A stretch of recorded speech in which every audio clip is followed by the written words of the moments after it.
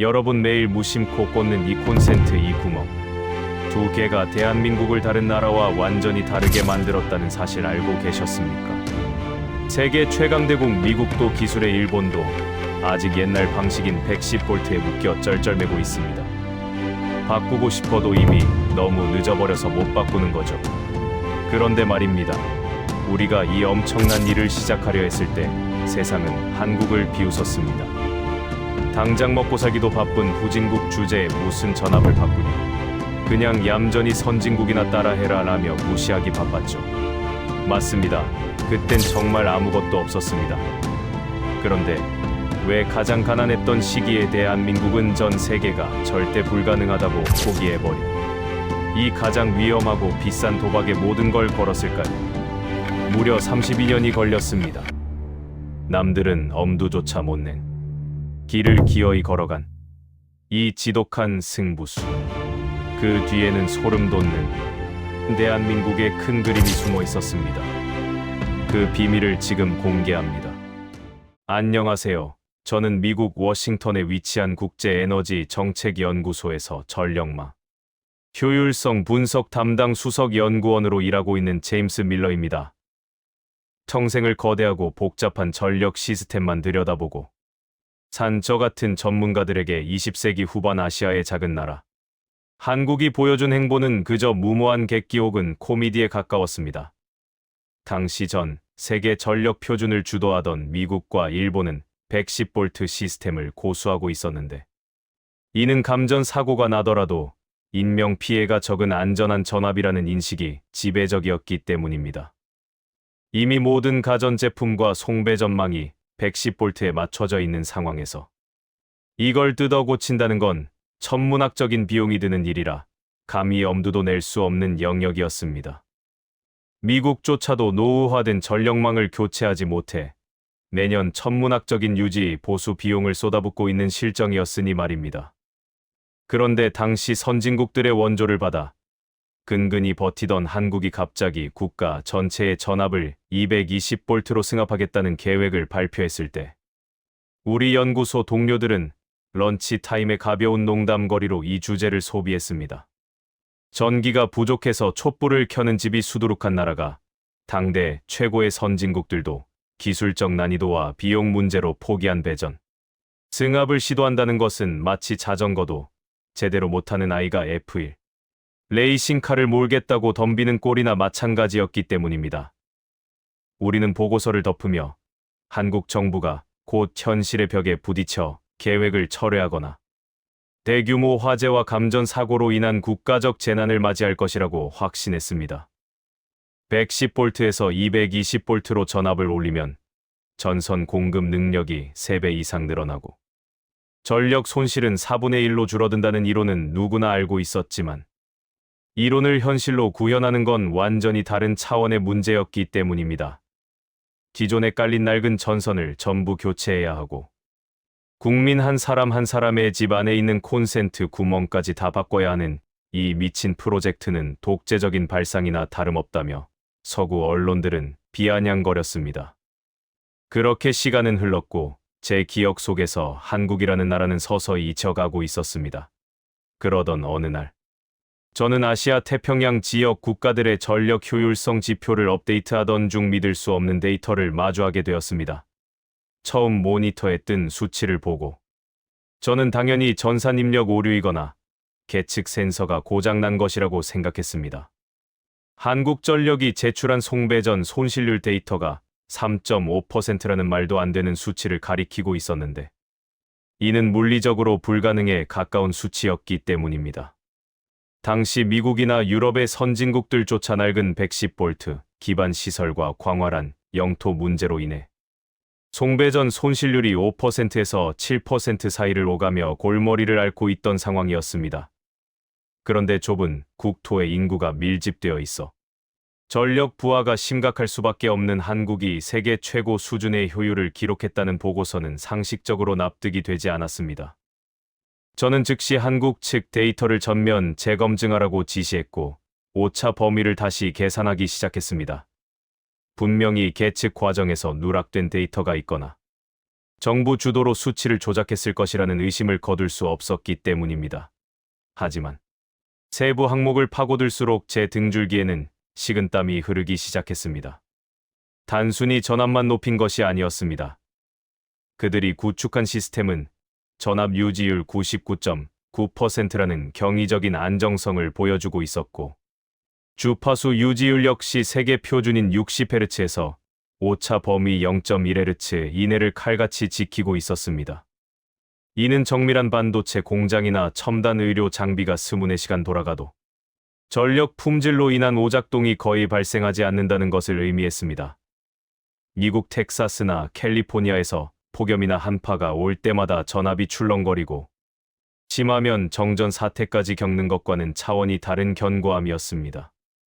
저는 비로소 무언가 크게 잘못 생각하고 있었다는 것을 깨달았습니다. 한국이 32년이라는 긴 시간 동안 묵묵히 진행한 220V 승합 사업은 단순히 전기를 아끼자는 차원의 캠페인이 아니었던 것입니다. 그것은 낡은 혈관을 튼튼한 인공혈관으로 모조리 교체하여 국가라는 거대한 유기체가 폭발적인 성장을 감당할 수 있도록 기초 체력을 만드는 대수술이었습니다. 우리는 그들이 가난했기 때문에 무모한 도박을 했다고 비웃었지만, 사실 그들은 가난했기 때문에 오히려 가장 효율적인 길을 선택할 수밖에 없었던 절박함이 만들어낸 기적이었던 셈입니다. 기존 인프라가 너무나 비대해져 손 쓸 수 없게 된 선진국들은 감히 흉내조차 낼 수 없는 과감한 결단이 한국의 전력망을 세계 최정 상급 반열에 올려놓은 것입니다. 하지만 이때까지만 해도 저는 이것이 그저 운 좋은 성공 사례 중 하나일 뿐이라고 치부하려 했습니다. 한국인들의 독한 근성이 만들어낸 우연한 결과물 정도로 생각하며 애써 놀란 가슴을 진정시켰습니다. 그러나 그 데이터 뒤에는 제가 전혀 상상하지 못했던 더 거대하고 치밀한 계획이 숨겨져 있었습니다. 그들이 220V라는 고속도로를 닦아놓은 진짜 이유는 단순히 가정용 전기를 넉넉하게 쓰게 하기 위함이 아니라 바로 유사시 국가 전체가 하나의 거대한 방패이자 무기로 변모할 수 있는 국가 전력 요새를 구축하기 위한 가장 기초적이고 필수적인 발판을 마련하는 과정이었던 것입니다. 전 세계가 스마트 그리드니 지능형 전력망이니 하는 단어조차 생소해할 때 한국은 이미 국가 전력 요새가 작동할 수 있는 최적의 하드웨어 환경을 국가 단위로 완성해 놓고 있었던 것입니다. 그리고 그 진가가 드러나는 데는 그리 오랜 시간이 걸리지 않았습니다. 제 책상 위에는 이제 단순한 통계 자료가 아니라 한국의 전력망을 해부한 위성 지도와 정밀 분석 보고서가 산더미처럼 쌓이기 시작했습니다. 처음 느꼈던 호기심은 어느새 경이로움을 넘어선 일종의 공포감으로 변해 있었습니다. 3.5%라는 말도 안 되는 송배전 손실률이 시스템의 효율성을 증명했다면, 제가 두 번째로 확인한 데이터는 이 시스템의 생존 본능을 증명하고 있었기 때문입니다. 전력 공급의 안정성을 평가하는 가장 가혹하고 정확한 지표인 호다 정전 시간 데이터를 열어본 순간 저는 제 눈을 의심하며 커피잔을 떨어뜨릴 뻔했습니다. 미국이나 영국 같은 선진국들은 넓은 영토와 낡은 설비 탓에 연간 호당 정전 시간이 평균 50분에서 200분에 달합니다. 태풍이 오거나 폭설이 내리면 며칠씩 전기가 끊기는 것을 우리는 일상적인 불편함으로 받아들이고 살았습니다. 그런데 한국의 데이터 칸에는 믿을 수 없는 숫자가 적혀 있었습니다. 연간 호당 정전 시간 8.9분. 저는 이 수치가 하루 동안의 정전 시간인 줄 알았습니다. 하지만 그것은 1년 365일 동안 발생한 모든 정전 시간을 합친 결과였습니다. 심지어 어떤 해에는 5분대를 기록하기도 했다는 주석을 보고 저는 한국인들이 시간을 계산하는 방식이 우리와 다른 것인지 심각하게 고민까지 했습니다. 스문의 시간 365일 내내 전기가 끊어지지 않는다는 것은 사실상 신의 영역에 도전하는 일이나 마찬가지였기 때문입니다. 저는 이 비현실적인 데이터의 비밀을 풀기 위해 한국의 지형과 송전망이 겹쳐진 위성 지도를 분석하기 시작했습니다. 그리고 그 지도 위에서 저는 기괴할 정도로 집요한 한국인들의 광기를 목격했습니다. 국토의 70%가 험준한 산악 지형으로 이루어진 한국은 상식적으로 전력망을 깔기에 최악의 조건을 갖춘 나라입니다.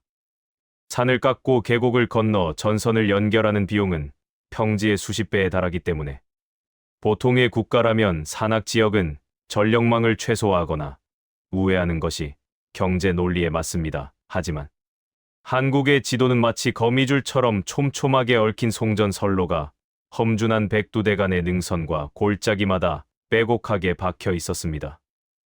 해발 1000m가 넘는 험한 산꼭대기마다 거대한 송전탑들이 도열해 있는 모습은 마치 산맥 자체가 전기를 흐르게 하는 거대한 회로 기판처럼 보일 지경이었습니다. 도대체 왜 이렇게까지 하는 것인지 저는 이해할 수 없었습니다. 경제학적인 관점으로만 본다면 이것은 명백한 과잉 투자이자 자본의 낭비였습니다. 산속 깊은 곳에 사는 몇 가구를 위해 그 엄청난 비용을 들여 송전탑을 세운다는 것은 자본주의 논리로는 설명이 되지 않는 미친 짓이었습니다.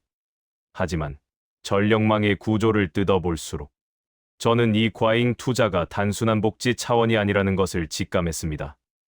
그들이 구축한 송전망은 단순한 일방 통행 도로가 아니라 거미줄처럼 서로가 서로를 지탱하는 환상망 구조를 띠고 있었습니다. 한쪽 선로가 태풍으로 끊어지거나 공격을 받아 파괴되어도 0.1초도 안 되는 찰나의 순간에 우회 선로를 통해 전력을 공급할 수 있도록 설계된 다중 안전장치였던 것입니다. 이것은 평범한 도시 계획이 아니었습니다.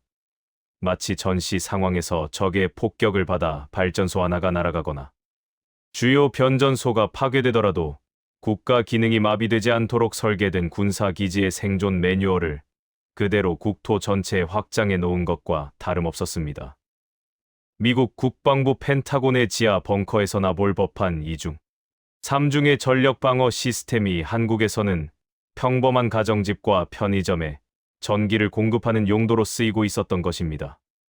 저는 이때부터 소름 돋는 가설을 하나 세우게 되었습니다. 한국이 30년 넘게 공들여 220볼트로 승합하고 산 꼭대기까지 송전탑을 박아 넣은 진짜 이유는 단순히 국민들이 에어컨을 시원하게 틀게 해주려는 것이 아니라는 확신이 들었습니다. 이 거대하고 촘촘한 전력망은 어쩌면 거대한 무언가를 깨우기 위한 혈관이 아닐까 하는 의구심이 들었습니다. 막대한 전력을 순간적으로 끌어다 써야 하는 어떤 시스템이 존재하지 않고서야 이렇게까지 편집증적으로 전압을 유지하고 정전 시간을 0에 가깝게 만들 이유는 없기 때문입니다. 일반적인 가전제품이나 공장 기계는 약간의 전압 변동이나 짧은 정전을 견딜 수 있게 설계됩니다. 하지만 0.001초의 정전조차 허용하지 않고 오차 없는 고품질의 전력을 끊임없이 요구하는 것은 오직 초정밀, 군사 레이더나 고출력 에너지 무기 같은 특수 장비들 뿐입니다. 저는 한국 정부가 발표한 공식 문서들을 다시 뒤지기 시작했습니다. 표면적으로는 친환경 에너지니 스마트 그리드니 하는 평화로운 단어들로 포장되어 있었지만 그 기술적 재원들을 깊이 파고들수록 제 가설은 점점 확신으로 변해갔습니다. 특히 제가 주목한 것은 한국의 전력 제어 시스템이 외부의 해킹이나 물리적 타격에 반응하는 속도였습니다. 그들은 이미 전국의 전력망을 사람의 손이 아닌 인공지능에 가까운 자동화 시스템으로 통제하고 있었고, 이는 인간의 반응 속도로는 절대 불가능한 즉각적인 위기 대응 능력을 갖추고 있었습니다. 마치 살아있는 생물처럼 공격받은 부위를 스스로 도려내고 나머지 부분으로 생명을 유지하는 이 기이한 전력망은 평화 시에는 산업의 동력이 되지만 위기 시에는 국가 전체를 난공불락의 요새로 만드는 방어막이 될 것이 분명했습니다. 그리고 제 예상대로 한국의 산속 깊은 곳과 해안가에는 제가 지도에서 확인한 그 촘촘한 송전탑들이 향하고 있는 의문의 시설들이 하나둘씩 포착되기 시작했습니다. 저의 추적은 이제 사무실 모니터를 벗어나 한국의 동해안과 서해안에 위치한 외진 해안, 절벽과 산, 정상의 군사 통제 구역으로 향하고 있었습니다. 전력 사용량 데이터를 정밀 분석하던 중 인구는 거의 없는 격오지에서 마치 거대한 공단이 가동되는 것과 맞먹는 막대한 양의 전력이 순간적으로 소모되었다가 사라지는 기이한 패턴을 발견했기 때문입니다. 이것은 일반적인 가정이나 공장의 전력 소비 패턴이 아니었습니다. 마치 거대한 짐승이 숨을 들이쉬 짧은 순간에 메가와트급의 에너지를 집어삼키는 이 기이한 현상을 설명할 수 있는 건 단 하나. 고출력 에너지를 방사하는 탐지 장비뿐이었습니다. 그리고 그 실체가 드러났을 때 저는 한국이 왜 그토록 미친 듯이 전력 품질에 집착했는지 무릎을 칠 수밖에 없었습니다. 그곳에는 세계 최고 수준의 방공 시스템이라 불리는 한국형 미사일 방어 체계의 핵심인 다기능 위상 배열 레이더, 즉 AESA 레이더가 스문의 시간 하늘을 노려보고 있었습니다. 사실 레이더라는 물건은 일반인들이 생각하는 것보다 훨씬 더 예민하고 까다로운 장비입니다. 수천 개의 송수신 모듈이 동시에 전자파를 쏘아보내야 하는데 이때 필요한 순간 전력은 상상을 초월합니다. 만약 전압이 1볼트라도 떨어지거나 주파수가 미세하게 흔들리면 레이더의 전자파는 목표물을 놓치거나 엉뚱한 허상을 만들어내게 됩니다. 미국이나 이스라엘 같은 방산 선진국들조차 이 문제를 해결하기 위해 레이더 기지 옆에 별도의 거대한 발전 차량을 붙이거나 고가의 전용 변전 시설을 따로 짓느라 골머리를 앓습니다. 불안정한 상용 전력망을 믿을 수 없기 때문입니다. 하지만 한국의 상황은 제 상식을 완전히 깨뜨려 버렸습니다. 전장 조사를 담당한 요원이 보내온 보고서에는 충격적인 내용이 적혀 있었습니다. 한국의 레이더 기지들은 별도의 비상 발전기를 돌리는 것이 아니라 전봇대에서 끌어온 일반 상용 전력을 그대로 변환해서 쓰고 있다는 것이었습니다. 이것은 기술적으로 미친 짓이나 다름없었습니다. 일반 전력망에 수천 개의 고출력 모듈을 직결하면 레이더를 켜는 순간 주변 마을의 전기가 다 꺼지거나 전압 강화로 인해 레이더 자체가 꺼져버려야 정상입니다. 그런데 한국의 전력망은 마치 아무 일도 없었다는 듯이 그 엄청난 부하를 묵묵히 받아내고 있었습니다. 저는 즉시 해당 레이더의 성능 지표를 입수하여 분석에 들어갔습니다.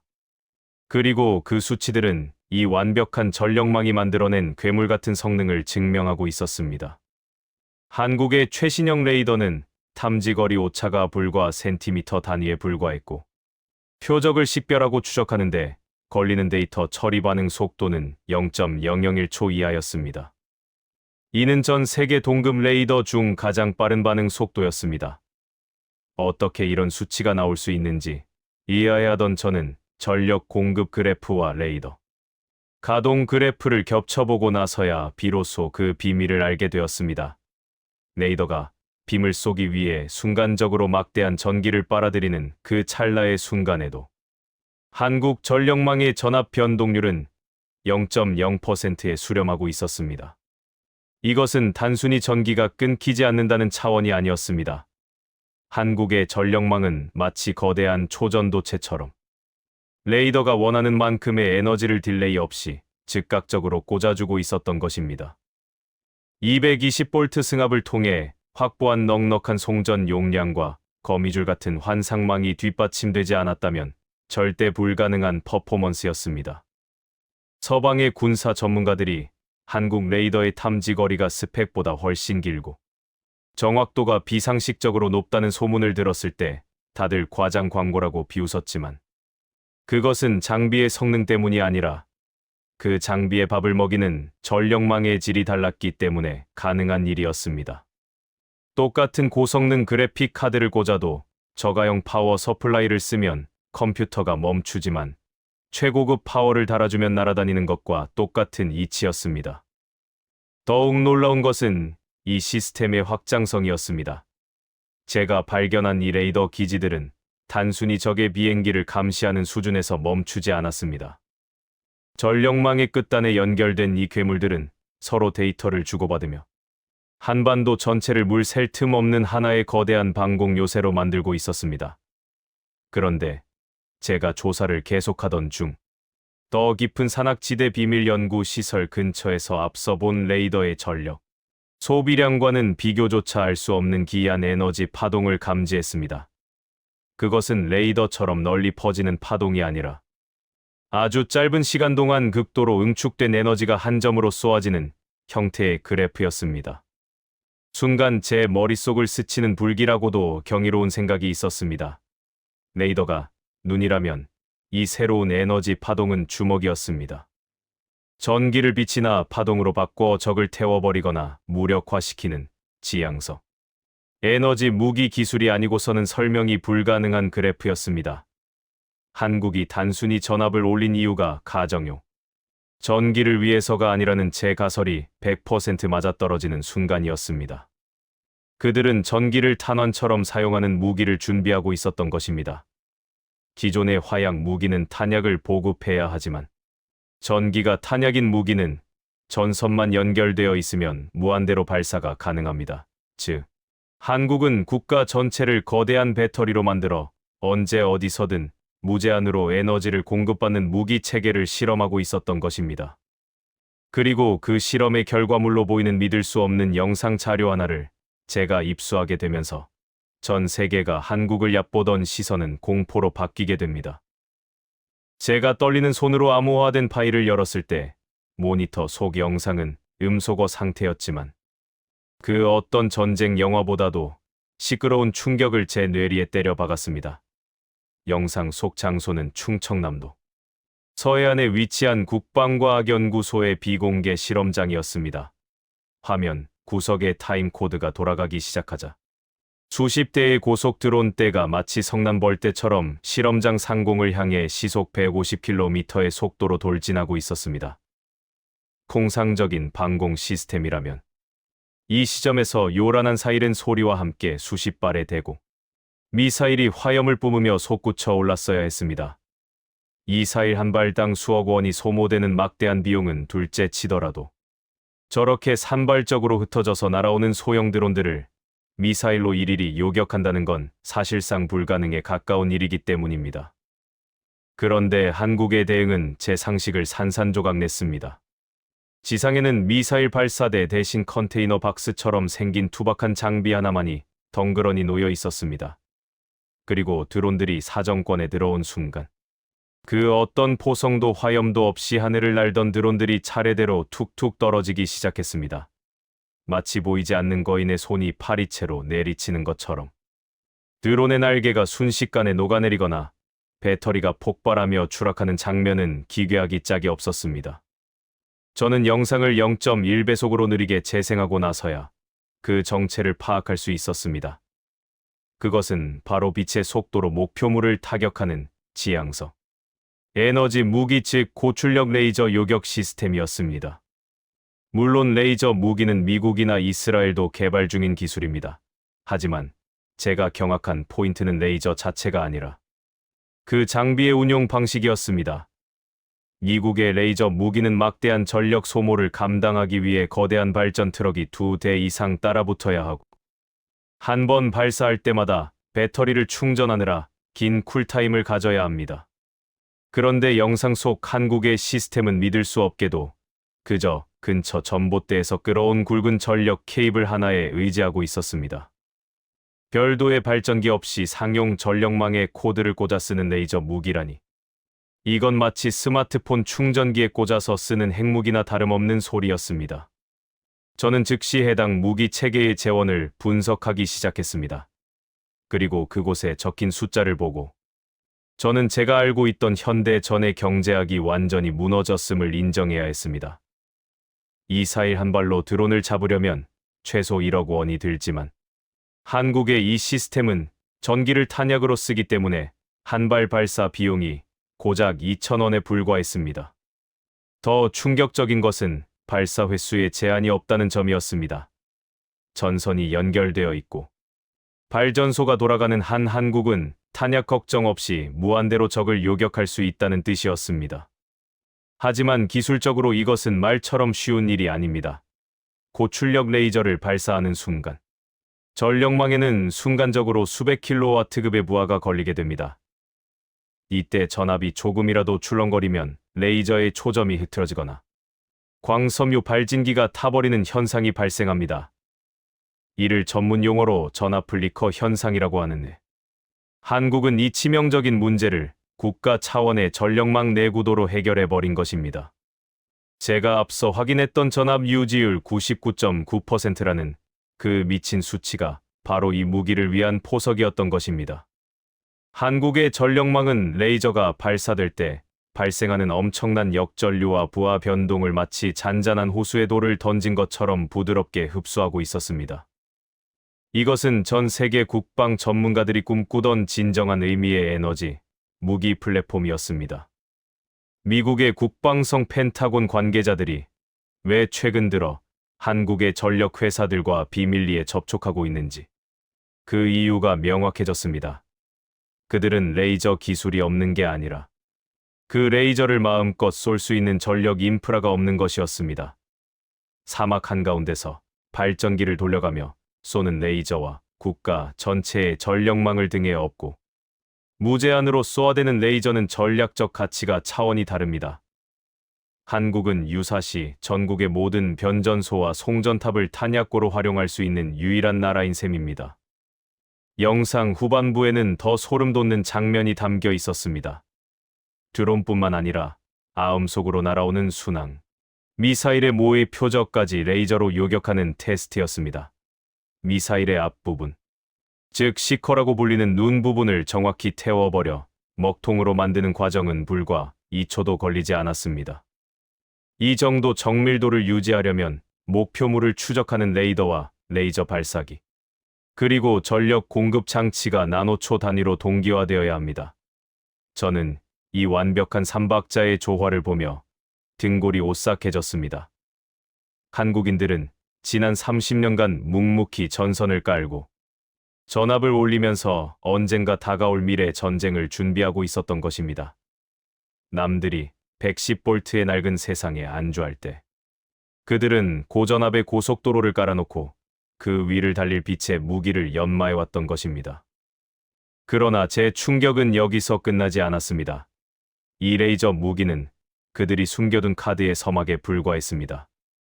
고고서의 마지막 페이지를 넘기던 저는 전력망과 연동된 또 다른 시스템의 존재를 암시하는 문구를 발견했습니다. 그것은 방어가 아닌 공격, 그리고 지상이 아닌 더 높은 곳을 향하고 있는 기술이었습니다. 단순한 요격을 넘어 적의 전력망 자체를 마비시키거나 전자장비를 무력화시키는 더 광범위하고 파괴적인 기술이 이 견고한 전력 요새 안에서 태동하고 있다는 증거들이 속속 드러나기 시작했습니다. 전 세계가 한국의 반도체와 자동차에만 정신이 팔려 있을 때 그들은 전기의 힘으로 작동하는 전혀 새로운 차원의 비대칭 전력을 완성 단계에 올려놓고 있었던 것입니다. 방어용 레이저 무기의 충격이 채가 시기도 전에 제 정보망에는 더 기이하고 이해할 수 없는 데이터들이 포착되기 시작했습니다.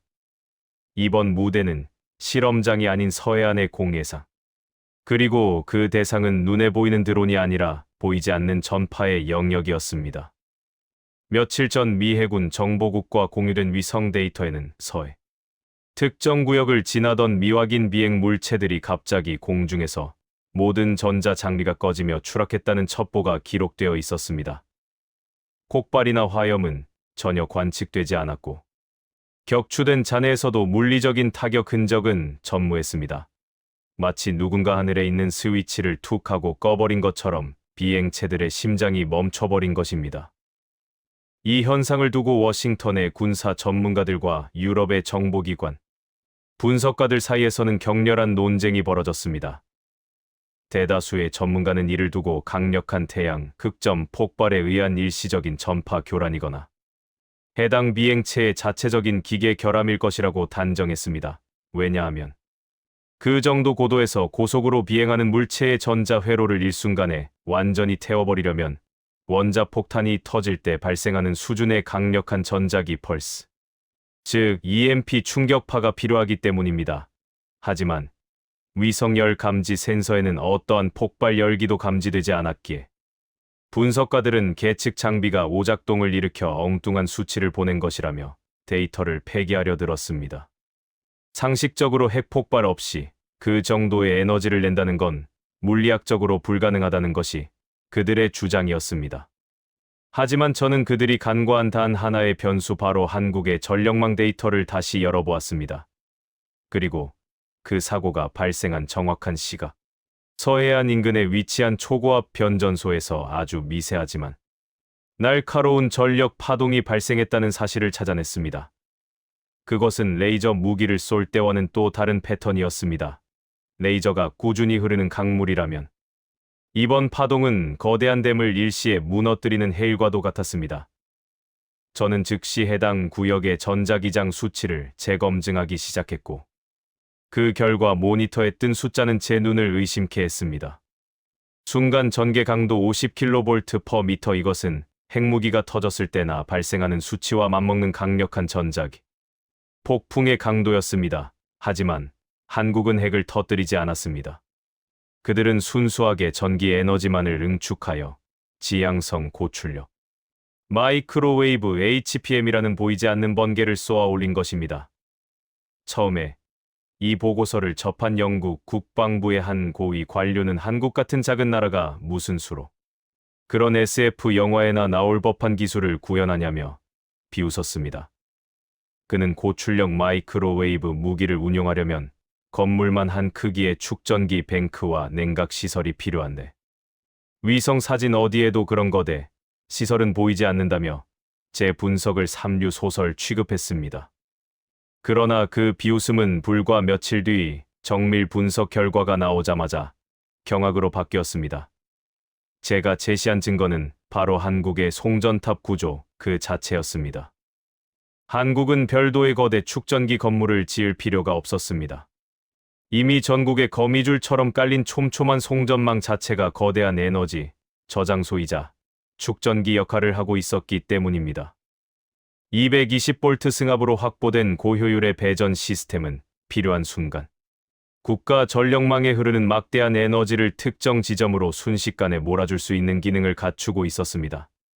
남들이 건물만 한 배터리를 지을 때 한국은 국토 전체를 배터리로 쓰고 있었던 것입니다. 이 사실이 확인되자 처음에 코웃음 치던 서방의 전문가들은 안색이 창백해지며 침묵에 빠져들었습니다. 이것이 의미하는 바는 실로 공포스러운 것이었습니다. 기존의 EMP탄은 미사일에 실어보내 터뜨려야 하므로 요격당할 위험이 있고 한 번 쓰면 사라지는 일회용입니다. 하지만 한국이 구축한 이 시스템은 전선만 연결되어 있다면 요격당할 걱정 없이 빛의 속도로 적의 전자 장비를 무력화할 수 있으며 전력망이 살아있는 한 무제한으로 연사가 가능합니다. 만약 적의 최신형 스텔스 전투기가 한반도 상공에 진입한다 해도 한국이 이 전력 스위치를 켜는 순간 그 비싼 전투기는 고철덩어리가 되어 추락하게 될 것입니다. 레이더에 잡히지도 않는 스텔스 기능이 무슨 소용이 있겠습니까? 내부의 컴퓨터가 다 타버리면 그저 날개 달린 쇳덩이에 불과한데 말입니다. 세계 각국의 정보기관들은 이제야 한국이 왜 그토록 병적으로 전력 품질과 주파수 유지율에 집착했는지 깨닫기 시작했습니다. 그들은 단순히 공장을 돌리기 위해 전기를 관리한 것이 아니라 전기를 가장 강력한 공격 무기로 변환하기 위한 발사대를 닫고 있었던 것입니다. 특히 전력 사정이 좋지 않아 전압이 들쑥날쑥한 주변국들은 이 소식에 큰 충격을 받았습니다. 자신들은 흉내조차 낼 수 없는 이 정밀한 에너지 타격 기술이 한국에서는 이미 실전 배치가 가능한 수준으로 완성되어 있다는 사실은 그들이 가진 수적 우위를 무의미하게 만들기에 충분했습니다. 관심의 초점은 이제 무기의 위력인 결과에서 그 무기를 가능하게 만든 원인, 즉 한국 전력 시스템의 근원적인 설계 철학으로 이동하고 있었습니다. 미국 MIT의 한 교수는 저에게 보낸 이메일에서 이렇게 고백했습니다. 우리는 지난 50년 동안 전기를 에너지원으로만 생각했습니다. 하지만 한국은 전기를 정보이자 무기, 그리고 통제 수단으로 재정의했습니다. 110V에 머물러 있는 우리는 21세기 전쟁의 기본 자격조차 갖추지 못한 것일지도 모릅니다. 더욱 소름 돋는 것은 이 기술의 적용 범위였습니다. 제가 입수한 추가 자료에 따르면 이 고출력 마이크로웨이브 기술은 단순히 하늘을 나는 비행기만 떨어뜨리는 것이 아니었습니다. 지상의 전차부대 해상의 함정, 심지어 지하 벙커 깊숙이 숨겨진 통신시설까지 전력망을 타고 흐르는 유도, 전류를 통해 마비시킬 수 있는 전방위적인 타격 체계였습니다. 한국의 전봇대 하나하나가 적군에게는 언제 터질지 모르는 지뢰나 다름없는 셈입니다. 그리고 이 시스템의 가장 무서운 점은 아직 100% 출력을 낸 것이 아니라는 점이었습니다. 제가 마지막으로 확인한 데이터에는 전력망의 출력을 최대치로 끌어올렸을 때 발생할 수 있는 시뮬레이션 결과가 담겨 있었는데 그 수치는 지구상의 어떤 재래식 무기로도 구현할 수 없는 재앙적인 수준의 에너지 파동을 예고하고 있었습니다. 세계는 이제 한국을 조용한 아침의 나라가 아니라 침묵의 번개를 쥔 나라로 다시 보기 시작했습니다. 그들이 숨겨둔 이 비장의 무기가 전면적으로 드러나는 순간 세계 군사력의 판도는 완전히 뒤집힐 것이라는 불안감이 엄습해오고 있었습니다. 하지만 제가 발견한 진실은 여기서 끝이 아니었습니다. 이 모든 공격과 방어 시스템을 하나로 묶어주는 뇌 역할을 하는 존재. 그리고 그 존재가 한국의 전력망을 통해 무엇을 계획하고 있는지 알게 되었을 때 저는 인류가 기술의 특이점을 넘어섰다는 것을 직감했습니다. 고출력 마이크로웨이브라는 물리적 타격 수단이 확인된 후 저는 더 본질적인 의문에 휩싸였습니다. 수천 개의 레이더와 전국의 송전탑, 그리고 수만 킬로미터의 배전망을 0.001초의 오차도 없이 동시에 제어하여 적을 타격한다는 것은 인간의 손으로는 불가능한 영역입니다. 아무리 숙련된 엔지니어가 수백 명 대기하고 있다. 한들 미사일이 날아오는 찰나의 순간에 전압을 맞추고 주파수를 동기화하여 발사 버튼을 누를 수는 없기 때문입니다. 그렇다면 도대체 누가 이 거대한 오케스트라의 지휘봉을 잡고 있는 것인가? 이 질문에 대한 답을 찾던 저는 최근 에스토니아에 위치한 나토 사이버 방어 센터에서 실시된 국제 전력망 방어 훈련 리포트에서 믿을 수 없는 기록을 발견했습니다. 이 훈련은 세계 최고의 해커들로 구성된 레드팀이 각국의 전력 제어 시스템인 스카다망을 공격하여 정전을 유발하고 방어팀인 블루팀이 이를 막아내는 방식으로 진행됩니다. 통상적으로 미국이나 유럽의 방어팀은 공격이 시작되면 악성 코드를 탐지하는데 평균 20분, 그리고 이를 격리하고 복구하는데 1시간 이상이 소요됩니다. 이 정도만 해도 훌륭한 성과로 평가받습니다. 그런데 한국 팀의 기록지에는 이해할 수 없는 숫자가 적혀 있었습니다. 탐지 시간 0.003초 대응 및 차단 시간 0.012초. 이것은 사람이 모니터를 보고 마우스를 움직일 수 있는 물리적 시간이 아니었습니다. 처음에 심판관들과 나토의 사이버 보안 전문가들은 한국팀이 훈련 룰을 어기고 미리 네트워크 선을 뽑아버렸거나 사전에 공격 시나리오를 해킹하여 자동 응답 프로그램을 돌려놓은 부정행위를 저질렀다고 확신했습니다.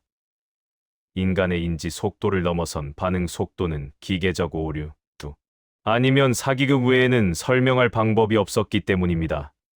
훈련장은 아수라장이 되었고 유럽의 한 보안 장교는 한국 대표단에게 이것은 신성한 국제훈련을 모독하는 행위라며 거칠게 항의하기까지 했습니다. 데이터 로그를 전수조사하여 한국의 부정행위를 밝혀내겠다는 것이 그들의 입장이었습니다. 하지만 그들이 한국 측 서버의 로그 파일을 열어보고 정밀 분석을 시작했을 때 훈련장에는 무거운 침묵만이 감돌기 시작했습니다. 그곳에는 인간의 흔적이 전혀 없었습니다. 한국의 전력망을 지키고 있는 것은 사람이 아니라 스스로 학습하고 진화하는 독자적인 인공지능, 즉 한국형 AI 전력 지휘 통제 시스템이었습니다. 이 시스템은 해커가 침투하기도 전에 평소와 다른 미세한 전압 패턴과 데이터 패킷의 흐름을 감지하여 스스로 방화벽을 재구축하고 공격 루트를 원천 봉쇄해버린 것입니다. 우리가 오류라고 비웃었던 그 0.01초라는 시간은 이 인공지능이 수백만 가지의 경우의 수를 계산하고 최적의 대응책을 실행에 옮기는 데 걸린 충분한 시간이었습니다. 더욱 충격적인 것은 이 인공지능의 방어 방식이었습니다. 단순히 문을 걸어 잠그는 수동적인 방어가 아니었습니다. 로그 파일의 마지막 부분에는 공격 원점으로 의심되는 IP 주소를 향해 역으로 막대한 데이터 트래픽과 함께 과전압 신호를 송출한 기록이 남아 있었습니다. 이것은 일종의 역공이었습니다. 적이 우리의 전력망을 타고 들어오려 한다면 그 연결된 통로를 통해 반대로 적의 시스템을 태워버리겠다는 공격적인 알고리즘이 탑재되어 있었던 것입니다. 방어 훈련이라 실제 공격은 이루어지지 않았지만 만약 이것이 실전이었다면 공격을 시도한 해커의 컴퓨터는 그 즉시 과부하로 폭발했을 것입니다. 이 사건 이후 세계 각국의 정보기관들은 한국의 전력망을 단순한 에너지 인프라가 아닌 하나의 거대한 생명체로 인식하기 시작했습니다. 미국 국토안보부의 한 고위 관리는 사석에서 한국의 전력망은 신경계가 살아있는 짐승과 같아서 건드리면 즉시 물어뜯긴다고 표현하기도 했습니다. 기존의 전력망이 전기를 보내는 파이프라인에 불과했다면 한국의 전력망은 그 파이프라인 자체가 센서이자 뇌이며 동시에 무기인 셈입니다.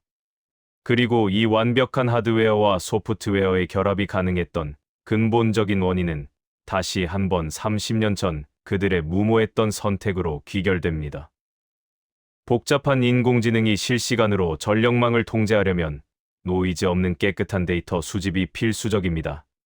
전압이 춤을 추고 주파수가 흔들리는 110V에 낙후된 환경에서는 아무리 뛰어난 AI라도 센서 오작동으로 인해 제 기능을 발휘할 수 없습니다.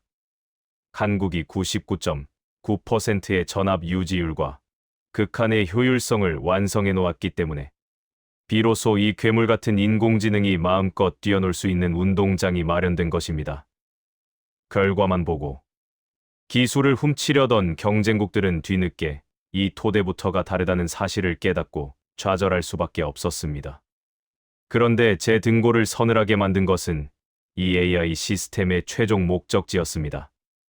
제가 입수한 극비 문건에 따르면 이 시스템은 한반도 내부의 방어에만 국한되지 않았습니다. 북한을 포함한 주변국들의 전력망 주파수와 송전 패턴을 24시간 학습하고 있었는데 이는 유사시 한국의 AI가 주변국의 전력망에 침투하여 주도권을 탈취할 수 있다는 것을 암시하고 있었습니다.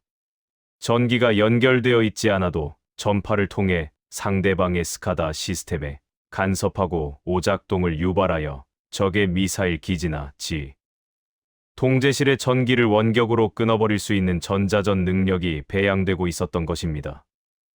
우리는 그동안 한국이 인터넷 강국이라서 사이버 보안을 잘한다고만 생각했습니다. 하지만 그것은 착각이었습니다.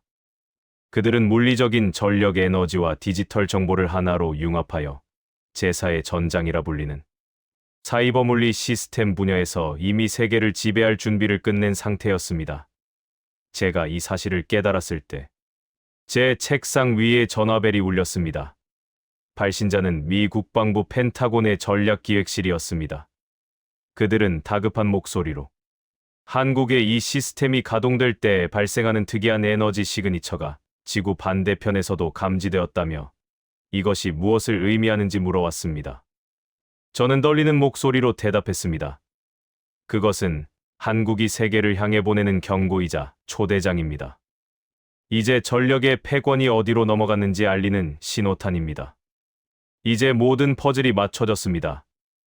220V 승합이라는 기초 공사 촘촘한 송전탑이라는 뼈대, 레이저와 EMP라는 무기.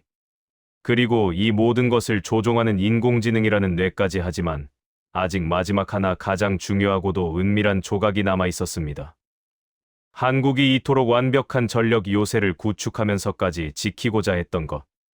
그리고 전 세계가 에너지 위기로 신음할 때 한국만이 유유히 웃을 수 있게 만드는 최후의 에너지 혁명. 그것이 곧 공개될 마지막 비밀입니다. 전 세계가 유례없는 에너지 위기와 탄소 중립이라는 이중고에 시달리던 지난 겨울. 저는 독일 베를린에서 열린 국제 에너지 안보 회의에 참석 중이었습니다. 분위기는 장례식장과 다를 바 없었습니다. 러시아가 가스 밸브를 잠그고 중동의 정세가 불안해지자 유럽의 전기 요금은 10배 이상 폭등했고 선진국이라 자부하던 나라들이 겨울 난방을 걱정하며 땔감을 구하는 처참한 상황이 벌어지고 있었기 때문입니다.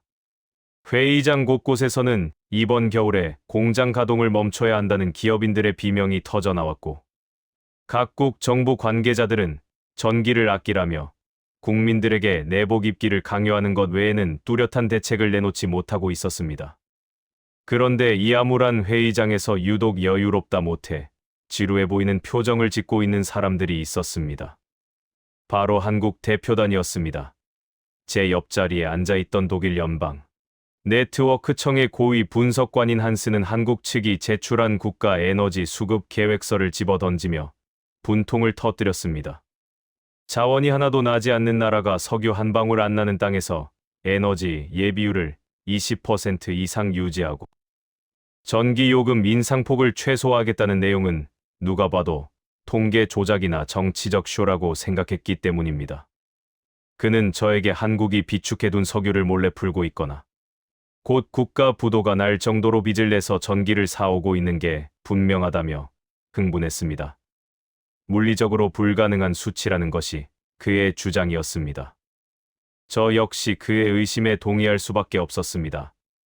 한국은 에너지 수입 의존도가 90%가 넘는 나라입니다. 상식적으로 지금 같은 상황에서는 가장 먼저 무너져야 할 나라가 한국이었습니다. 저는 한스의 주장을 검증하기 위해 한국의 전력 생산 데이터를 실시간으로 모니터링하는 글로벌 에너지 워치 시스템에 접속했습니다. 그리고 그곳에서 저는 한국의 특정 산업 단지와 해안가 지역에서 기존의 화력 발전소나 대형 원자력 발전소와는 전혀 다른 형태의 에너지 발생 신호를 포착했습니다. 그것은 거대하고 집중된 여론이 아니라 작고 강력한 여론들이 마치 밤하늘의 은하수처럼 국토 곳곳에 분산되어 맹렬하게 에너지를 뿜어내고 있는 기이한 패턴이었습니다. 처음에는 데이터 센서의 오류라고 생각했습니다. 좁은 면적에서 대형 발전소 1기에 맞먹는 출력이 나오는데 냉각수를 끌어다 쓰는 파이프라인은 보이지 않았고 거대한 냉각탑에서 뿜어져 나오는 수증기도 위성 사진에 찍히지 않았기 때문입니다. 한스 분석관 역시 위성 사진을 보며 이것은 한국이 데이터 센터의 서버 열기를 발전소로 둔갑시킨 사기극이라며 비웃었습니다. 여력학 법칙상 저렇게 작은 시설에서 저런 고출력 에너지를 내면서 냉각 시설이 없다는 건 폭발 직전의 원자로밖에 없다는 것이 그의 논리였습니다. 하지만 우리가 한국에너지기술연구원에 공식 질의를 보내고 받은 답변서와 기술 재원표를 확인한 순간 한스의 얼굴에서 핏기가 완전히 사라졌습니다. 우리가 오류라고 생각했던 그 작은 점들은 바로 한국이 독자 기술로 완성하여 세계 최초로 상용화 단계에 진입시킨 한국형 혁신 소형 모듈 원자로 ASMR과 차세대 수소 연료전지 발전 시스템이었습니다. 전 세계가 탈원전이니 뭐니 하며 논쟁만 벌이고 있을 때 한국은 기존 원전의 100분의 1 크기로 줄이면서도 안전성은 1000배 높인 일체형 원자로를 개발하여 전력 수요가 많은 공장과 데이터 센터 바로 옆에 설치해버린 것입니다. 우리가 경악한 지점은 단순히 원자로를 작게 만들었다는 기술력이 아니었습니다. 바로 그 기술을 가능하게 만든 기반 시설의 준비성이었습니다. SMR은 작고 효율적이지만 출력 변동이 심하고 분산형 전원이라 기존의 낡은 전력망에 무턱대고 연결하면 과부하로 인해 주변 변압기가 터져버리는 치명적인 단점이 있습니다. 미국과 유럽이 SMR 기술을 가지고도 섣불리 상용화하지 못하는 이유가 바로 이 낡은 송배 전망 때문이었습니다. 그런데 한국은 달랐습니다. 그들이 30년 전부터 깔아놓은 220V 기반의 고전압 배전망과 제가 2단계에서 확인했던 그 촘촘한 환상형 송전망이 마치 SMR을 위해 미리 준비된 맞춤형 요람처럼 완벽하게 작동하고 있었기 때문입니다. 한국의 전력망은 SMR에서 뿜어져 나오는 고밀도 에너지를 아무런 저항 없이 받아들여 손실 없이 전국으로 실어 나르고 있었습니다. 한스는 떨리는 손으로 계산기를 두드리더니 믿을 수 없다는 듯 중얼거렸습니다. 한국은 원자로를 짓는 게 아니라 배터리를 갈아 끼우듯 에너지를 생산하고 있어. 이건 에너지 산업의 혁명이 아니라 그냥 사기 캐릭터야. 그가 지적한 대로 한국의 데이터상 에너지 생산 단가는 시간이 갈수록 기하급수적으로 떨어지고 있었습니다. 남들은 에너지를 사오느라 무역 적자가 나는데 한국은 국토 곳곳에 박힌 이 작은 태양들이 24시간 에너지를 쏟아내며 제조업의 경쟁력을 압도적으로 높여주고 있었습니다. 시선은 이제 결과인 에너지 가격에서 그 원인인 한국의 큰 그림으로 완전히 이동했습니다. 서방의 전문가들은 한국이 왜 그토록 스마트 그리드와 ESS 에너지 저장 장치에 목을 맸는지 비로소 이해하게 되었습니다. 그들은 단순히 전기를 아껴 쓰려던 게 아니었습니다. 전기가 물처럼 흐르는 나라. 어디서든 코드를 꽂으면 무한에 가까운 에너지를 쓸 수 있는 나라를 만들기 위해 지난 수십 년간 묵묵히 인프라를 깔아왔던 것입니다. 심지어 제가 확인한 바로는 이 시스템은 꿈의 에너지라 불리는 인공태양 KSTAR 핵융합 발전이 상용화되었을 때 그 막대한 에너지를 즉시 받아들일 수 있는 유일한 전력망 규격까지 이미 갖추고 있었습니다. 회의장 밖에는 차가운 겨울바람이 불고 있었지만 한국 대표단의 브리핑 룸은 뜨거운 열기로 가득 찼습니다. 뒤늦게 사태를 파악한 각국 정부 관계자들이 한국의 SMR 모듈과 전력망, 관리 시스템을 수입하기 위해 줄을 섰기 때문입니다. 한때 한국을 기름 한 방울 안 나는 가난한 나라라고 무시했던 중동의 산유국들조차 이제는 기름이 고갈된 이후의 미래를 위해 한국의 기술을 구걸해야 하는 처지가 되었습니다. 한스 분석관은 저에게 씁쓸한 표정으로 이렇게 말했습니다. 우리는 땅을 파서 에너지를 얻으려 했지만 한국은 머리를 써서 시스템으로 에너지를 창조했어. 이제 에너지 패권은 자원을 가진 자가 아니라 시스템을 가진 자에게 넘어간 거야. 하지만 한국이 준비한 이 모든 것들 전압승합부터 인공지능 통제, 그리고 무한 에너지원까지 이 모든 거대한 퍼즐 조각들이 결국 단 하나의 최종 목표를 향해 달려가고 있었다는 사실을 아는 사람은 거의 없었습니다. 그것은 단순히 잘 먹고 잘 살기 위한 경제적 부흥이나 국방력을 위한 것이 아니었습니다. 인류가 한 번도 경험해보지 못한 새로운 문명의 표준을 제시하는 것. 그리고 그 중심에 대한민국이 서겠다는 야심찬 선언이었습니다. 이 모든 퍼즐이 맞춰진 지금 저는 서울의 밤거리를 내려다보며 마지막 보고서를 작성하고 있습니다. 하지만 이 보고서의 수신인은 제 상사나 미국 정부가 아닙니다. 바로 낡은 관습에 젖어 변화를 거부하는 전 세계의 모든 지도자들에게 보내는 경고장이자 반성문입니다. 한국이 ASMR과 수소 생태계를 통해 에너지 독립을 이루어내는 것을 목격한 이후 세계 표준기구 ISO와 국제전기기술위원회 IEC에서는 전례 없는 경론이 벌어졌습니다. 바로 차세대 전력망의 국제 표준을 무엇으로 정할 것인가에 대한 싸움이었습니다. 미국과 일본, 유럽의 일부 국가들은 여전히 자신들의 110V 기반 시스템이나 기존의 주파수 대역을 글로벌 표준으로 유지해야 한다고 고집했습니다. 그들은 100년 넘게 써온 시스템을 바꾸는데 드는 천문학적인 매몰 비용을 감당할 자신이 없었고 자존심 때문에라도 아시아의 작은 나라가 만든 규격을 표준으로 인정하고 싶어 하지 않았습니다. 일본의 한 대표는 한국의 고전압 방식은 안전성 검증이 덜 되었다며 억지 주장을 펼치기도 했고 미국의 로비스트들은 한국 방식이 너무 앞서 나간 기술이라 호환성에 문제가 있다는 말도 안 되는 논리를 들이대며 표준 채택을 방해했습니다. 하지만 시장의 반응은 그들의 낡은 자존심을 비웃기라도 하듯 정반대로 움직이기 시작했습니다. 현대 문명의 총알아 불리는 전기차와 도심 항공 모빌리티 유해에 그리고 인공지능 로봇 기업들이 가장 먼저 한국에 손을 들어주었기 때문입니다. 그들이 내놓은 데이터는 냉혹했습니다. 110V 기반의 낡은 전력망에서는 최신 전기차를 급속 충전하는 데 한계가 있고 AI 로봇이 요구하는 순간적인 고출력을 감당하지 못해 효율이 30% 이상 떨어진다는 결과가 쏟아져 나왔습니다. 반면 한국의 표준 규격에 맞춰 설계된 기기들은 충전 속도가 2배 이상 빠르고 에너지 효율이 98%에 달한다는 사실이 입증되었습니다. 결국 글로벌 대기업들은 공장을 지을 때 한국형 전력망 시스템인 K그리드를 도입하는 것을 최우선 조건으로 내걸기 시작했습니다. 전기가 1초라도 끊기면 수백억 원이 날아가는 반도체. 공장들이 한국의 전력 품질을 표준으로 삼지 않으면 생존할 수 없다고 선언한 것입니다. 상황이 이렇게 되자 끝까지 버티던 일본과 미국조차 백기를 들 수밖에 없었습니다. 개발도상국들은 아예 110V 단계를 건너뛰고 처음부터 한국형 220V와 스마트 그리드 시스템을 국가 표준으로 채택하겠다고 줄을 섰습니다. 마치 유선 전화를 쓰지 않고 바로 스마트폰 시대로 넘어가는 것처럼 한국의 전력 모델이 인류의 새로운 에너지 표준이 되어버린 것입니다. 저는 이제야 32년 전 가난했던 한국 정부가 왜 그토록 무리해서 전압을 올리고 산속에 철탑을 박았는지 그 소름 끼치는 큰 그림을 이해하게 되었습니다. 그들은 단순히 그 시대의 전등을 밝히기 위해 공사를 한 것이 아니었습니다.